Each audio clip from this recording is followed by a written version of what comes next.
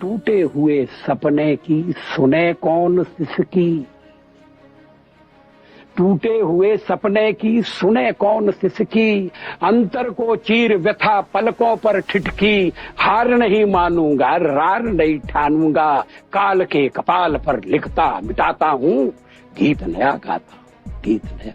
एक कवि, एक शायर अजात शत्रु के उपनाम से जिसे पूरी दुनिया जानती थी, अपने विरोधियों के काम को भी सराहने वाला एक ऐसा पॉलिटिशियन जिसका ओपोजिशन में कोई व्यक्तिगत हिटर्स नहीं था। उनका कहना था कि हम हमारे दोस्त चुन सकते हैं मगर पड़ोसी नहीं। राजनीति को सिर्फ राजनीति तक ही सीमित रखने वाले अटल बिहारी वाजपेयी जी का सोचना था कि राजनीति में रहकर देश के लिए कुछ अच्छा करे। जब जब कभी आवश्यकता पड़ी, संकटों के निराकरण में हमने उस समय की सरकार की मदद की है। उस समय के प्रधानमंत्री नरसिंह राव जी ने भारत का पक्ष रखने के लिए मुझे विरोधी दल के नेता के नाते जिनेवा भेजा था और पाकिस्तानी उसे देखकर चमत्कृत रह गए। उन्होंने कहा कि ये कहां से आए, क्योंकि उनके यहाँ विरोधी दल का नेता ऐसे राष्ट्रीय कार्य में भी सहयोग देने के लिए तैयार नहीं होता। वो हर जगह अपने सरकार को गिराने के काम में लगा रहता है।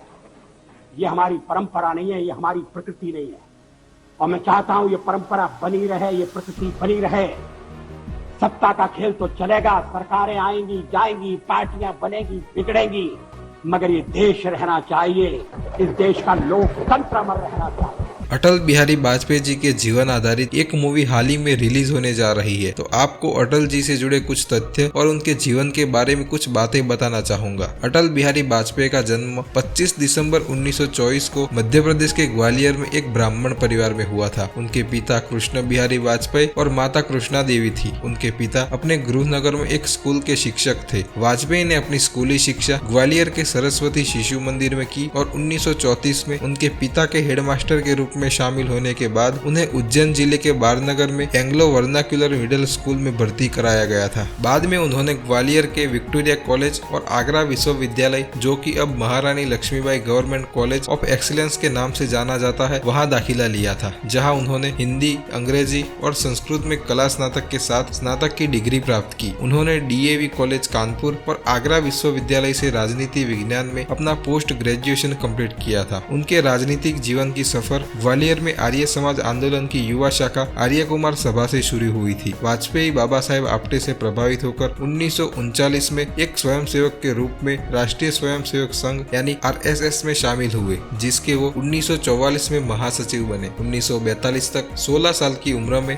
वाजपेयी आरएसएस के सक्रिय सदस्य बन गए। हालांकि आरएसएस ने भारत छोड़ो आंदोलन में भाग नहीं लेने का फैसला किया था। अगस्त 1942 में भारत छोड़ो आंदोलन के दौरान वाजपेयी और उनके बड़े भाई प्रेम बिहारी वाजपेयी को 24 दिनों के लिए गिरफ्तार कर लिया गया था। उन्हें ये लिखित बयान देने के बाद रिहा कर दिया गया कि भीड़ का हिस्सा होने के बावजूद उन्होंने 27 अगस्त 1942 को बटेश्वर में उग्रवादी घटनाओं में भाग नहीं लिया था। 1991 में आरएसएस से जुड़े एक हिंदू दक्षिणपंथी राजनीतिक दल नवगठित भारतीय संघ के लिए काम करने के लिए वाजपेयी को आरएसएस द्वारा दीनदयाल उपाध्याय के साथ समर्थन दिया गया था। उन्हें दिल्ली स्थित उत्तरी क्षेत्र के प्रभारी पार्टी के राष्ट्रीय सचिव के रूप में नियुक्त किया गया था। वो जल्द ही पार्टी नेता श्याम प्रसाद मुखर्जी के अनुयायी और सहयोगी बन गए और 1957 के भारतीय आम चुनाव में वाजपेयी ने भारतीय संसद के निचले सदन लोकसभा के लिए चुनाव लड़ा और वो मथुरा में राजा महेंद्र प्रताप से हार गए, लेकिन बलरामपुर से जीत गए। वाजपेयी के नेतृत्व में भी नेहरू का प्रभाव स्पष्ट था। लोकसभा में उनके वक्तव्य कौशल ने प्रधानमंत्री नेहरू को इतना प्रभावित किया कि उन्होंने भविष्यवाणी की कि वाजपेयी एक दिन भारत के प्रधानमंत्री बनेंगे। 27 मई 1964 को नेहरू की मृत्यु के अवसर पर वाजपेयी ने उन्हें असंभव और अकल्पनीय का संचालक कहा और उनकी तुलना हिंदू भगवान राम से की थी। वाजपेयी के वक्तव्य कौशल ने उन्हें जनसंघ की नीतियों के सबसे प्रभावशाली रक्षक होने की प्रतिष्ठा दिलाई। दीनदयाल उपाध्याय की मृत्यु के बाद जनसंघ का नेतृत्व वाजपेयी के हाथ में आ गया और वो 1968 में जनसंघ के राष्ट्रीय अध्यक्ष बने और नानाजी देशमुख, बलराज मधोक और लालकृष्ण आडवाणी के साथ मिलकर पार्टी चलाने लगे। 1975 में प्रधानमंत्री इंदिरा गांधी द्वारा लगाए गए आंतरिक आपातकाल के दौरान कई अन्य विपक्षी नेताओं के साथ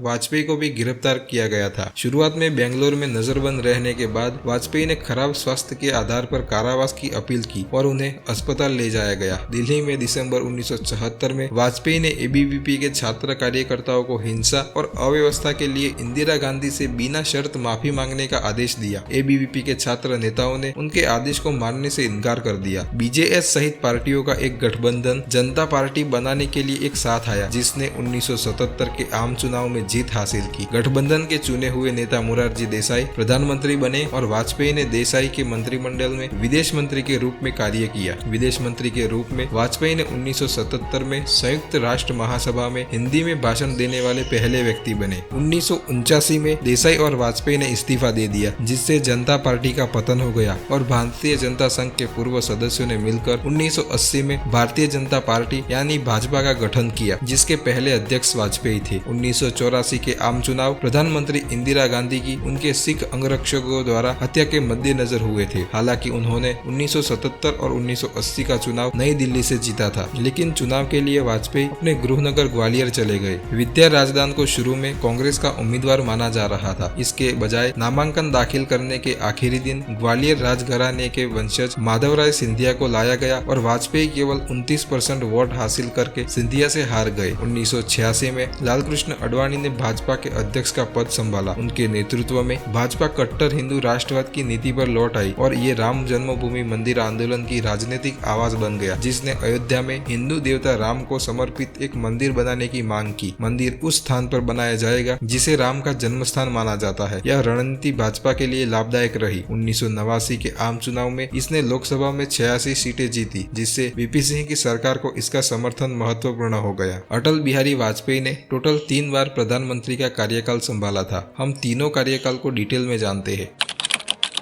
अटल जी 1996 में पहली बार प्रधानमंत्री के रूप में चुने गए थे। नवंबर 1995 में मुंबई में भाजपा के एक सम्मेलन के दौरान भाजपा अध्यक्ष आडवाणी ने घोषणा की कि वाजपेयी आगामी चुनावों में पार्टी के प्रधानमंत्री पद के उम्मीदवार होंगे। बताया जाता है कि वाजपेयी स्वयं इस घोषणा से नाखुश थे। उन्होंने प्रतिक्रिया देते हुए कहा कि पार्टी को पहले चुनाव जीतने की जरूरत है। 1996 के आम चुनाव में भाजपा संसद में सबसे बड़ी पार्टी बन गई, जिसे बाबरी मस्जिद के विध्वंस के परिणाम स्वरूप देश भर में धार्मिक ध्रुवीकरण से मदद मिली। भारतीय राष्ट्रपति शंकर दयाल शर्मा ने वाजपेयी को सरकार बनाने के लिए आमंत्रित किया। वाजपेयी ने भारत के 10वें प्रधानमंत्री के रूप में शपथ ली, लेकिन भाजपा लोकसभा के सदस्यों के बीच बहुमत जुटाने में विफल रही। जब यह स्पष्ट हो गया कि उनके पास सरकार बनाने के लिए पर्याप्त समर्थन नहीं है, तो वाजपेयी ने 16 दिन बाद इस्तीफा दे दिया। इस छोटी अवधि में उन्होंने उपभोक्ता मामले, खाद्य और सार्वजनिक वितरण मंत्रालय भी बनाया और प्रशासित किया। अटल जी का दूसरा प्रधानमंत्री काल 1998 से 1999 तक चला था। 1996 और 1998 के बीच 2 संयुक्त मोर्चा सरकारों के पतन के बाद लोकसभा भंग कर दी गई, जिसने 1998 के आम चुनावों ने फिर से भाजपा को दूसरों से आगे कर दिया। राष्ट्रीय जनतांत्रिक गठबंधन यानी कि एनडीए बनाने के लिए कई राजनीतिक दल भाजपा में शामिल हुए और वाजपेयी ने प्रधानमंत्री के रूप में शपथ ली, लेकिन गठबंधन असहज था क्योंकि शिवसेना के अलावा कोई भी अन्य दल भाजपा की हिंदू राष्ट्रवादी विचारधारा का समर्थन नहीं करता था। सरकार 17 अप्रैल 1999 को लोकसभा में विश्वास प्रस्ताव के आगामी वोट में 1 वोट से हार गई, क्योंकि विपक्ष नई सरकार बनाने के लिए संख्या बल जुटाने में असमर्थ था। इसीलिए लोकसभा फिर से भंग कर दिया गया और नए चुनाव कराए गए। इस दूसरे कार्यकाल में अटल जी की सरकार ने कई बड़े काम किए, जिसमें दूसरा पोखरण परमाणु परीक्षण भी शामिल है।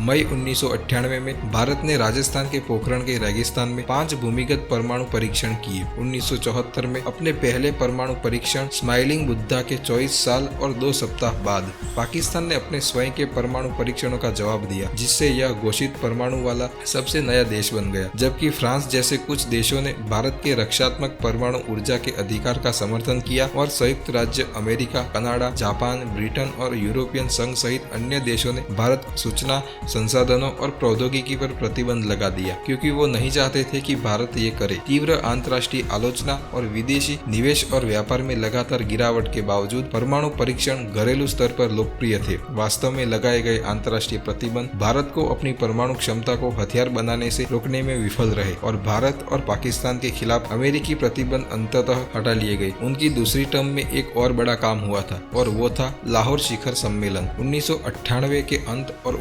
1999 की शुरुआत में वाजपेयी ने पाकिस्तान के साथ पूर्ण पैमाने पर राजनीतिक शांति प्रक्रिया पर जोर देना शुरू कर दिया। फरवरी 1999 में दिल्ली लाहौर बस सेवा के ऐतिहासिक उद्घाटन के साथ वाजपेयी ने कश्मीर विवाद और पाकिस्तान के साथ अन्य संघर्षों को स्थायी रूप से हल करने के उद्देश्य से एक नई शांति प्रक्रिया शुरू की। परिणामी लाहौर घोषणा में बातचीत, विस्तारित व्यापार संबंधों और आपसी मित्रता के प्रति प्रतिबद्धता व्यक्त की गई और परमाणु मुक्त दक्षिण एशिया के लक्ष्य की परिकल्पना की गई। इससे 1998 के परमाणु परीक्षणों से उत्पन्न तनाव कम हुआ, न केवल दोनों देशों के भीतर बल्कि दक्षिण एशिया और शेष विश्व में भी। लेकिन पाकिस्तान ने अपनी औकात दिखा दी और कारगिल मामला हो गया। कारगिल युद्ध मई 1999 में कुछ कश्मीरी चरवाहों ने कश्मीरी घाटी में आतंकवादियों और गैर वर्दीधारी पाकिस्तानी सैनिकों, जिनमें से कई के पास आधिकारिक पहचान और पाकिस्तानी सेना के कस्टम हथियार थे, उनकी मौजूदगी का पता लगाया, जहां उन्होंने सीमावर्ती पहाड़ियों और मानव रहित सीमा चौकियों पर नियंत्रण कर लिया था। भारतीय सेना ने ऑपरेशन विजय के साथ जवाब दिया, जो 26 मई 1999 को शुरू किया गया था। 3 महीने तक चले कारगिल युद्ध में 500 से अधिक भारतीय सैनिक मारे गए और अनुमान है कि लगभग 600 से 4000 पाकिस्तानी आतंकवादी और सैनिक भी मारे गए। भारत ने पाकिस्तानी उग्रवादियों और नॉर्दर्न लाइट इन्फेंट्री के सैनिकों को पीछे धकेल दिया और लगभग 70% क्षेत्र पर भारत ने पुनः कब्जा कर लिया। वाजपेयी ने अमेरिकी राष्ट्रपति बिल क्लिंटन को एक गुप्त पत्र भेजा कि यदि पाकिस्तानी घुसपैठिए भारतीय क्षेत्र से नहीं हटे तो हम उन्हें किसी न किसी तरह से बाहर निकाल देंगे, जिसका सीधा अर्थ ये था कि पाकिस्तान नहीं समझा तो परमाणु हथियारों का उपयोग होगा। पाकिस्तान को भारी नुकसान झेलने के बाद संयुक्त राज्य अमेरिका और चीन दोनों ने घुसपैठ की निंदा की और भारत को अपने सैन्य अभियानों को रोकने की धमकी देने से इनकार कर दिया। जनरल परवेज मुशर्रफ अड़ियल हो गए और नवाज शरीफ ने शेष आतंकवादियों को रुकने और LOC के साथ पदों पर वापस जाने के लिए कहा। उग्रवादी शरीफ के आदेशों को मानने को तैयार नहीं थे, लेकिन NLI सैनिक पीछे हट गए। पाकिस्तान द्वारा वापसी की घोषणा के बाद भी जारी झड़पों में भारतीय सेना द्वारा उग्रवादियों को मार दिया गया या उन्हें पीछे हटने के लिए मजबूर होना पड़ा था। अटल जी को तीसरा कार्यकाल पूरे 5 साल के लिए बिताने मिला था, जो 1999 से 2004 तक था।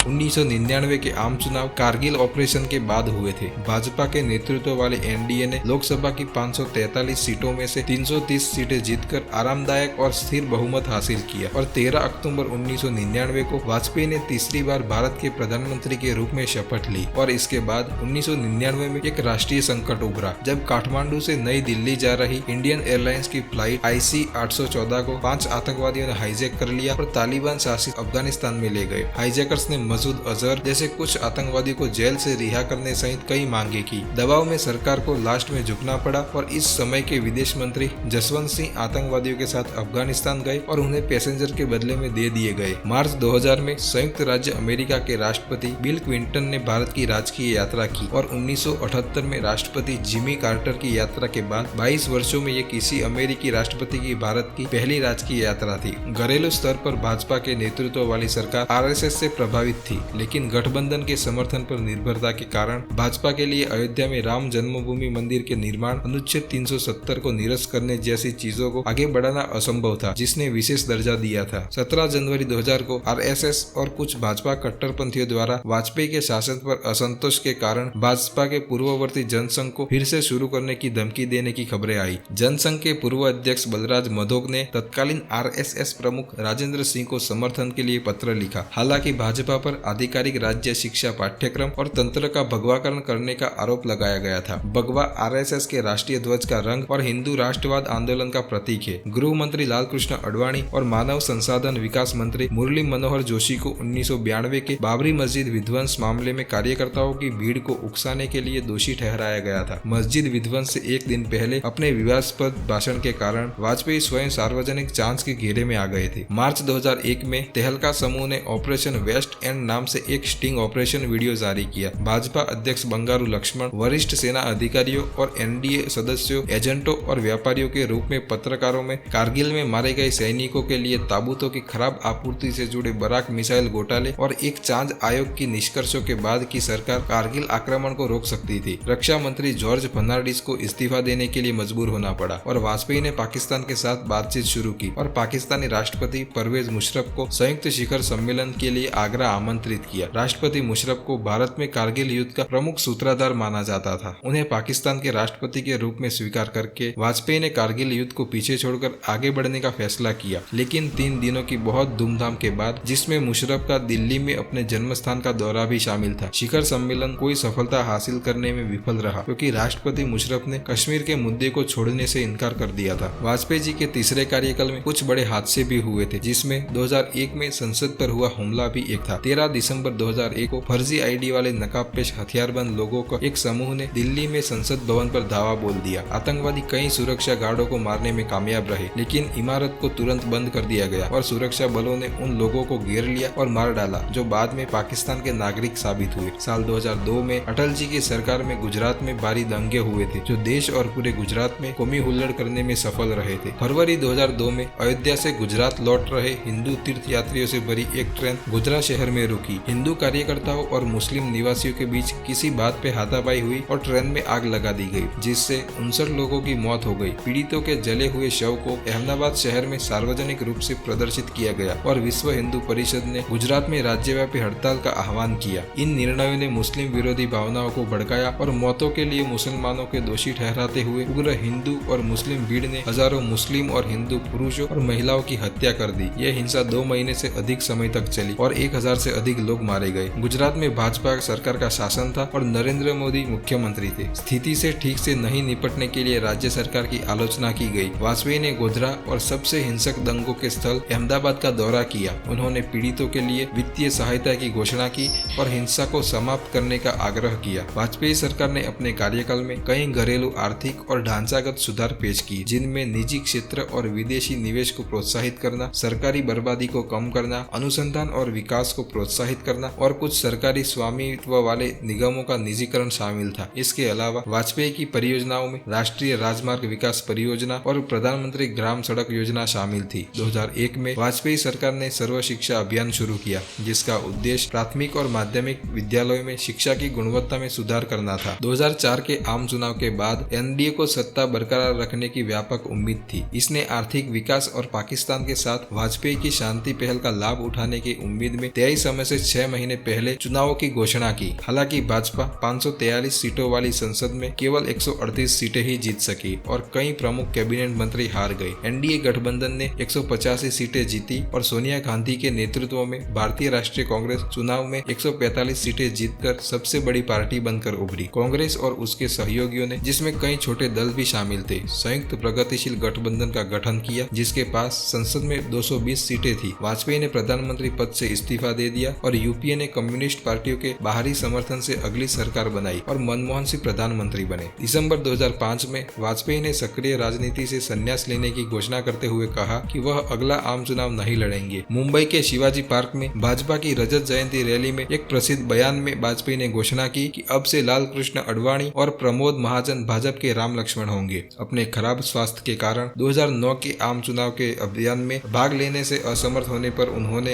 एक पत्र लिखकर मतदाताओं से भाजपा का समर्थन करने का आग्रह किया। वाजपेयी जी 5 दशकों से अधिक समय तक भारतीय संसद के सदस्य रहे। वो निचले सदन लोकसभा के लिए 10 बार और ऊपरी सदन राज्यसभा के लिए 2 बार चुने गए थे। वाजपेयी जी के व्यक्तिगत जीवन की बात करें तो वो जीवन भर कुंवारे रहे। उन्होंने लंबे समय से मित्र राजकुमारी कौल और उनके पति बीएन कौल की बेटी नमिता भट्टाचार्य को अपने बच्चे के रूप में गोद लिया और उनका पालन पोषण किया। उनका दत्तक परिवार उनके साथ ही रहता था। 11 जून 2018 को किडनी में संक्रमण के बाद गंभीर हालत में वाजपेयी को एम्स में भर्ती कराया गया था। उन्हें 93 वर्ष की आयु में 16 अगस्त 2018 को शाम 5 बजे IST पर आधिकारिक तौर पर मृत घोषित कर दिया गया। 17 अगस्त की सुबह भारतीय ध्वज से लिपटा हुआ वाजपेयी जी का पार्थिव शरीर भारतीय जनता पार्टी मुख्यालय ले जाया गया, जहां पार्टी कार्यकर्ताओं ने दोपहर 1 बजे तक उन्हें श्रद्धांजलि दी। बाद में उस दोपहर 4 बजे राजघाट के पास राष्ट्रीय स्मृति स्थल पर पूरे राजकीय सम्मान के साथ वाजपेयी जी का अंतिम संस्कार किया गया और उनकी चिता को उनकी पालक बेटी नमिता कौल भट्टाचार्य ने मुखाग्नि दी। उनके अंतिम संस्कार में प्रधानमंत्री नरेंद्र मोदी और राष्ट्रपति रामनाथ कोविंद सहित हजारों लोग और कई गणमान्य व्यक्ति शामिल हुए थे। वाजपेयी जी को काफी पुरस्कार भी मिले हुए थे। उनको 1992 में भारत के दूसरे सबसे बड़े नागरिक सम्मान पद्म भूषण से सम्मानित किया गया था। 27 मार्च 2015 को तत्कालीन राष्ट्रपति प्रणब मुखर्जी ने उनके निवास स्थान जाके भारत का सर्वोच्च नागरिक सम्मान